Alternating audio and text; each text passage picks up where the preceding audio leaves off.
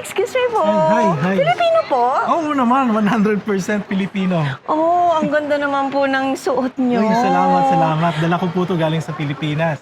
Actually, naghahanap po ako ng barong at Filipiniana dito sa okay. Paris. Tamang-tama, meron po akong mga display dito sa Filipino store ng mga barong at saka mga bolero. Alam mo na, yung mga pangpatong-patong sa dress, like, tapos yung mga barong.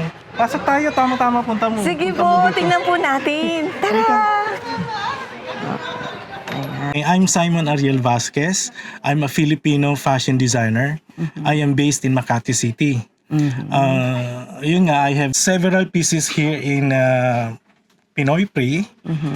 Meron tayong barong, meron tayong bolero, which is made from piña kukon. And for the barong, it's also piña kukon and piña and husilin for an affordable price. Magkaroon ng idea ang ating mga kaparisian at mga audience natin. Sino po ba ang nakasuot na ng mga barong at Filipiniana? Okay. Ang mga nakapagsuot na ng mga barong ko ay SB19, Piolo Pascual, Mark Bautista, Christian Bautista, Darren Espanto, and many others.